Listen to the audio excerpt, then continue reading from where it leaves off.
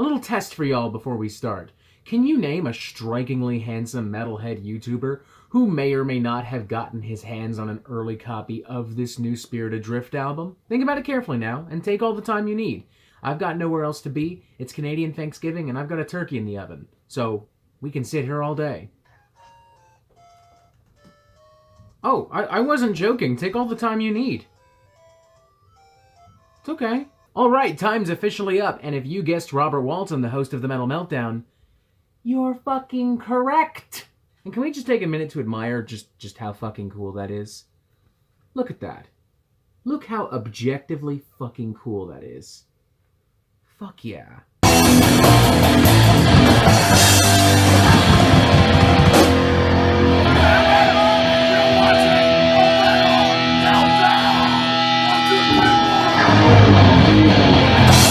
Enlightened In Eternity is the fourth studio album from American doom metal crew Spirit Adrift. Initially formed as a solo project of Gatecreeper guitarist Nate Garrett, the project has grown exponentially these last few years and developed from a solo project into a full-blown band, enlisting drummer Marcus Bryant playing some huge shows and tours, and releasing a slew of great records including Curse of Conception and last year's Divided by Darkness. The latter of which drew maybe a little bit of ire for the band's very blatant Ozzy Osbourne and Metallica worship across the album. I myself will even admit to having contributed to that ire upon the release of Divided by Darkness. But in retrospect, it seems foolish to complain about something like that because, let's be honest, if you're gonna take, you may as well take from two literal heavy metal gods. For these reasons, it's not shocking that Spirit Adrift would go on to make a full-blown heavy metal record, now known as Enlightened In Eternity. Nate has always worn his heart on his sleeve. He's never shied away from his love of Ozzy, Metallica, Iron Maiden, Judas Priest, Megadeth, Dio. And again, nor should he, because if you're gonna take, you may as well take from literal metal gods. What is surprising, though, is that despite how much Spirit Adrift does continue to take from these bands across Enlightened In Eternity, they never quite stumble into being an emulation of them, an imitation of them. They never quite fall into the trap that most heavy metal revivalist bands fall into, making the same exact type of record and showcasing no originality or evolution whatsoever. In fact, Spirit Adrift come out on top probably at their most energized and enthusiastic point ever, with an album that truly does bring the glory days of heavy metal into 2020 without stumbling into the retro heavy metal shtick, without compromising their vision or the sound of previous Spirit Adrift albums, making for not just one of the best traditional heavy metal albums of 2020,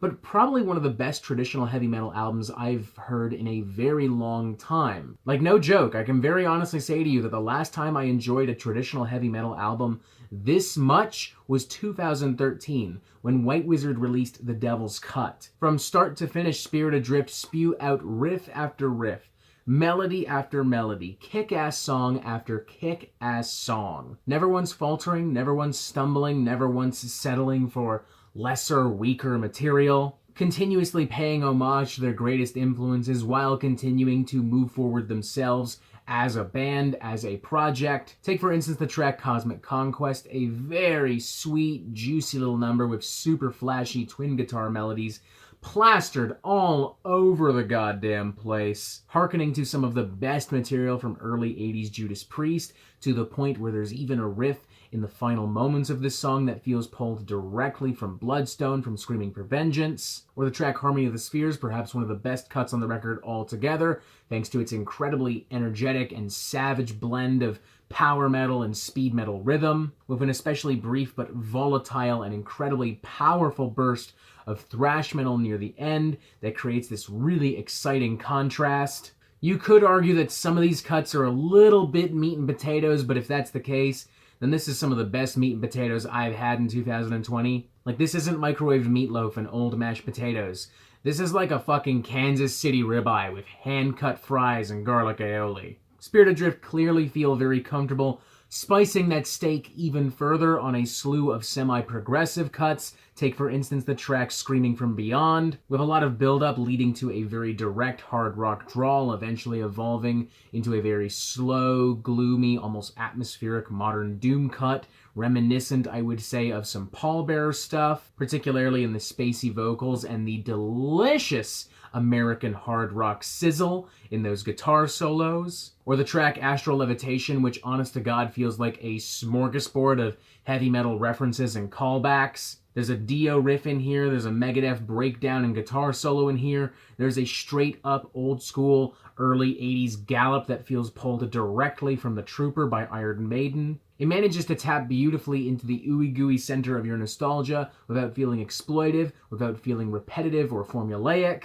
But I'd have to say, of all these cuts, my favorite would have to be Reunited in the Void, as it ditches the more raucous and energetic heavy metal and speed metal of the rest of the album in favor of a more mysterious, a more haunting, and a more emotive doom and gloom, with monotonous droning guitars, some powerful multi-layered vocals from Nate Garrett, and some very sweet organ parts that gives this whole thing a very southern gothic kind of feel, almost getting like a Bob Seger turn the page kind of vibe and atmosphere here, before eventually escalating and closing off on a more thunderous and appropriately metal note. Going back to Nate specifically, he sounds so fucking happy on this thing, so fucking confident on this thing. His riffs are strong, his solos are strong, his vocals are great. He is stretching himself in some of the choruses, but it makes it feel all the more agonizing, all the more personal for him, particularly with some of these lyrics where Nate very subtly but effectively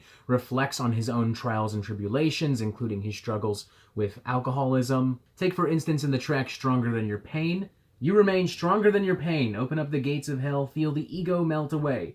Sanctuary of the self, now it is lighting the way. Still, obviously the focus is still on sword-swinging, epic heavy metal. Riding horseback into the sunset, lightning strikes the edge of my sword and I shoot it at my enemy and they explode because we're so metal! But nonetheless, I still do feel Nate as a person reflected in some of the lyrics and especially in the vocal and guitar parts. Now, strictly speaking, no, I suppose it isn't an especially original record, even despite its moments of originality splattered across the album. But at the same time, a heavy metal album, nay, a traditional heavy metal style album, doesn't really need to be. It just needs to be well written, well produced, and impassionately performed with the utmost focus and precision, which is exactly what Enlightened in Eternity is. It's kind of like what I said before. It is meat and potatoes, but it's the best kind of meat and potatoes, with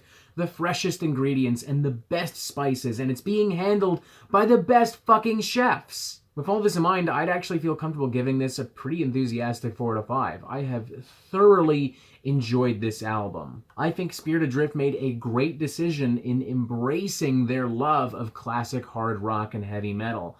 And I think they made a great decision in trying to blend that with some of the things they've already done in their career. I would recommend this to anyone just looking for a really good, fun, and catchy collection of exciting hard rock and heavy metal. Hell, I'd recommend this to somebody brand new to the genre. This would actually make a pretty fantastic entry point. Get yourself a cold drink, sit down with some friends, and enjoy some tasty, delicious, sizzling American heavy metal. Something I think we all need in these bizarre, almost dystopian times. Hell, I know that's what I fucking needed, and that's why I'm sticking to my 4 out of 5. This is a seriously great album.